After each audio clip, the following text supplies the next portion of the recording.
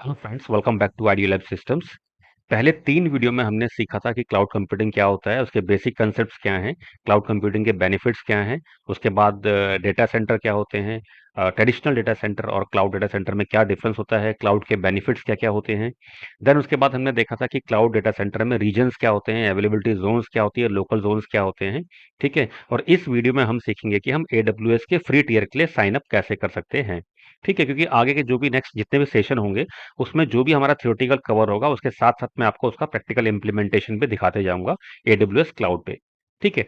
तो initial discussion में मैंने आपको ये बताया था कि हम क्लाउड जो होता है इसकी सर्विसेज जो हम यूज करते हैं वो ब्राउजर के थ्रू एक कंसोल एक्सेस करके करते हैं। ठीक है, जो भी हम काम करते हैं, जो भी हम रिसोर्सेज कॉन्फ़िगर करते हैं वो ब्राउजर के थ्रू एक क्लाउड सर्विस प्रोवाइडर का यूआरएल एक्सेस करते हैं और उसके थ्रू हम सारे रिसोर्सेज कॉन्फ़िगर करते हैं। तो इसे क्या बोलते हैं, इसे बोलते हैं क्लाउड मैनेजमेंट कंसोल, या कभी कभी इसे सिंपल क्लाउड कंसोल भी बोल देते हैं, लेकिन एक्चुअल नाम इसको हम जो बोलते हैं वो है क्लाउड मैनेजमेंट कंसोल।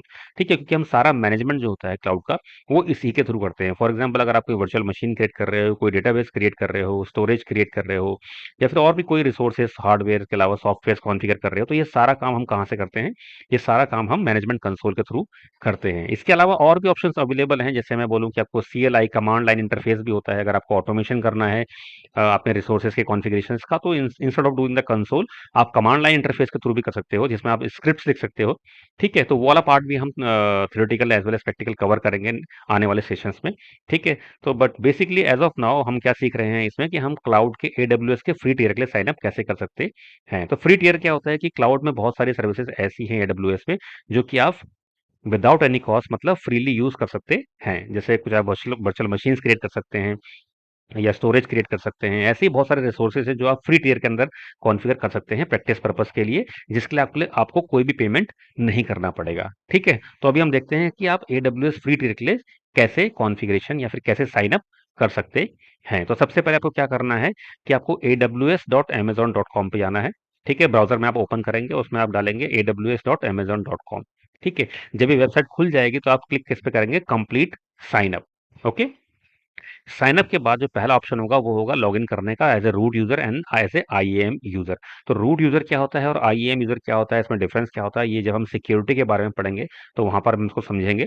ठीक है। But basically as a root user का मतलब होता है कि जो आपका मेन एडमिन यूजर होता है, जब आप अपना अकाउंट क्रिएट करते हैं तो एक आपका बाय डिफॉल्ट एडमिन यूजर बनता है, उस यूजर को हम क्या बोलते हैं, रूट यूजर। तो यहाँ पर जो आप साइन अप कर रहे हो, ठीक है, साइन अप के बाद जो आपका यूजर नेम एंड पासवर्ड आपके पास आएगा वो होगा आपका रूट यूजर। ओके। तो आपको क्लिक करना है create a new AWS account option पर। ओके। इसके बाद क्या करना है आपको, सबसे पहले आपको अपना एक वैलिड ईमेल आईडी डालना है। इस बात का ध्यान रखें, जब भी आप साइन अप करेंगे आपका ईमेल आईडी, फोन नंबर, जितनी भी चीजें हैं ये सारी एक वैलिड चीजें होनी चाहिए। ईमेल आईडी भी वैलिड होना चाहिए, फोन नंबर भी वैलिड होना चाहिए, और आपका जो एक क्रेडिट कार्ड या डेबिट कार्ड आपको चाहिए वो भी वैलिड होना चाहिए। ठीक है।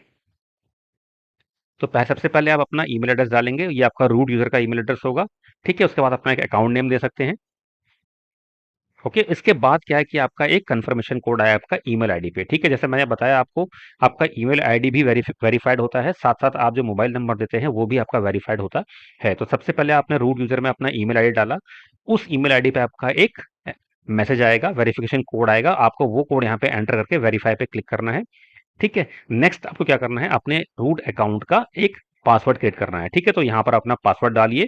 नेक्स्ट स्क्रीन में आपको अपनी पर्सनल डिटेल स्पेसिफाई करनी है।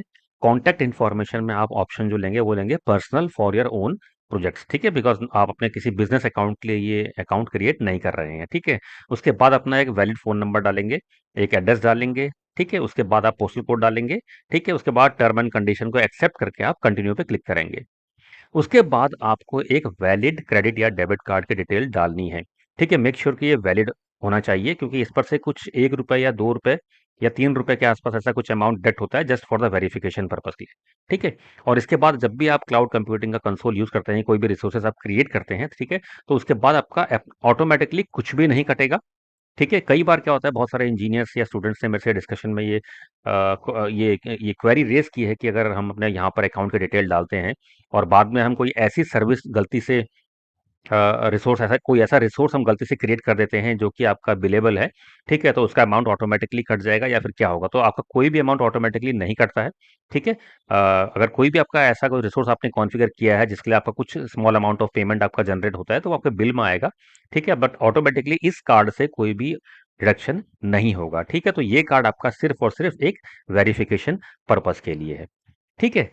इसके बाद जब आपका ये वेरीफाई हो जाएगा तो यहाँ पर एक एसएमएस आएगा जिससे आपका मोबाइल नंबर का वेरिफिकेशन होगा, ठीक है।